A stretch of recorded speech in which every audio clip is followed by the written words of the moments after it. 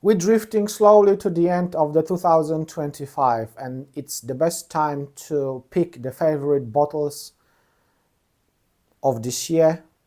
And in this video, actually, guys, I'm gonna share with you my 4 bottles from 4 different categories, which is my best blended Scotch whiskey, my best blended malt whiskey, my best independent bottler Scotch whiskey, also my best non-Scotch whiskey. So let's go for it.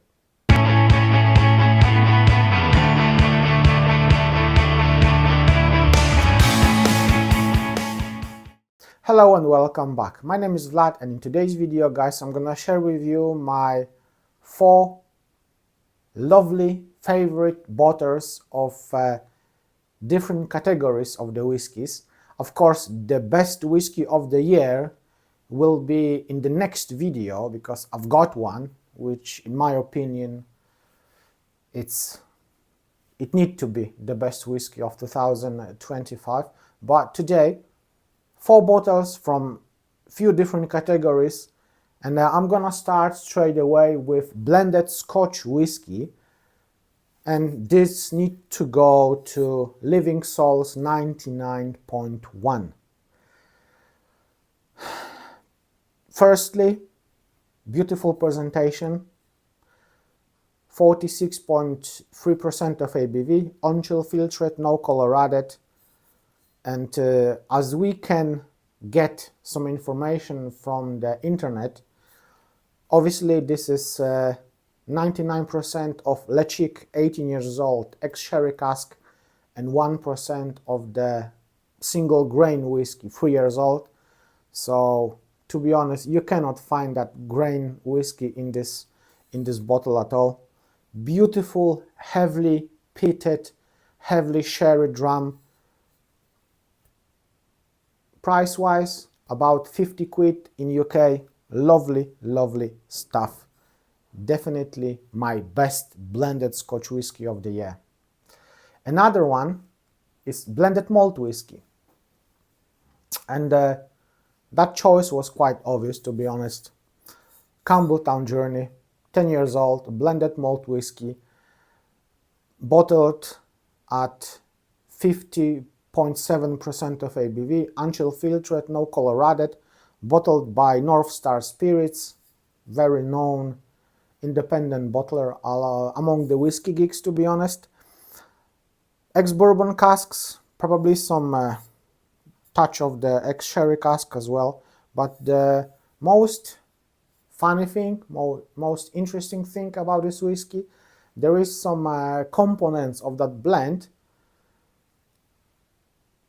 with Glen Scotia, 25 years old, and the Springbank, 25 years old. I don't know how much of that whiskey is involved in this blend, but still they're giving us that little information on the website, on Instagram, and so I think there was a cask from 1994 and 1996. So yeah, with that kind of old stock, this blended malt whiskey is very, very lovely. It's very, very nice. Price wise, I paid for this bottle £45. For that kind of stuff, it's remarkable price, to be honest. It's fantastic price.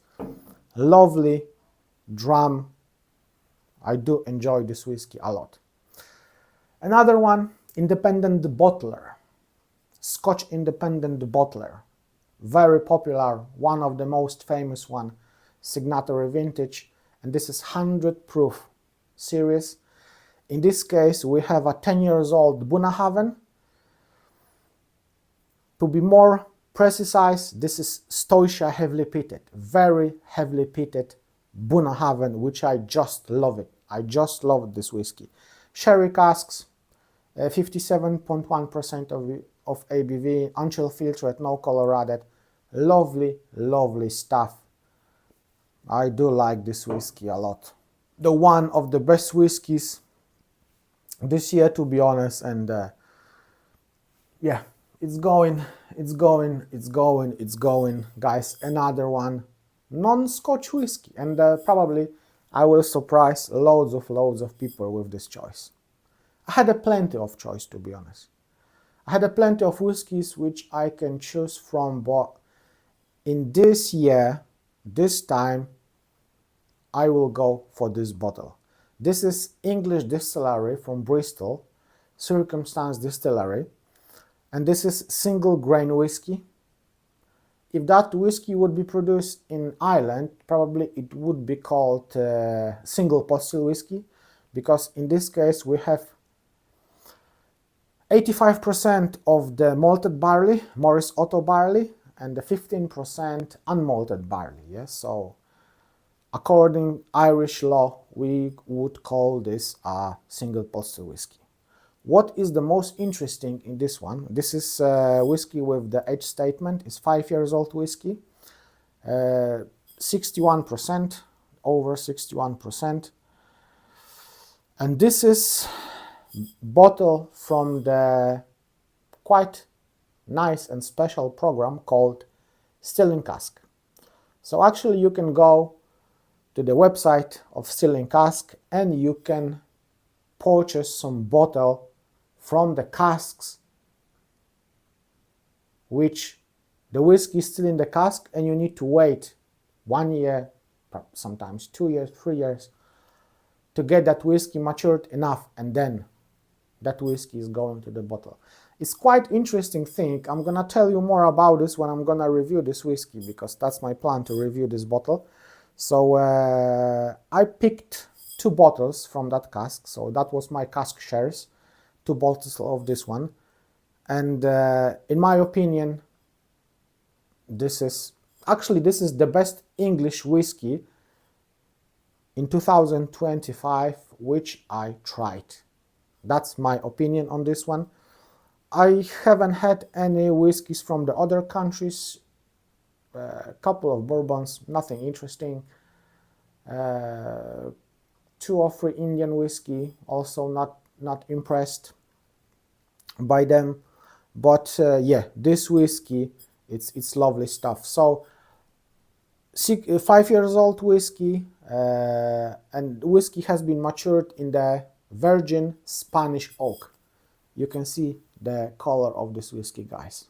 Beautiful dark color. It's darker than some of the sherry casks maturation whiskey. So English whiskey from Bristol, that's my 4th pick for my favorite bottles of 2025. Next video I'm gonna show you my favorite whiskey from Scotland, the best whiskey of 2025, and I'm pretty sure loads of you is gonna be completely surprised, but yeah, you need to wait, guys, 1 more week to get that video. I'm not gonna tell you anything. Zip until next week. Guys, now is your turn. Leave me your comments, share your opinions, share your favorite bottles from 2025. I'm looking forward to go through your comments. Thank you very much for watching. Thank you very much, guys, for your support, subscriptions, and the comments, and everything what you do for this YouTube channel. Thank you very much, and see you in the next video.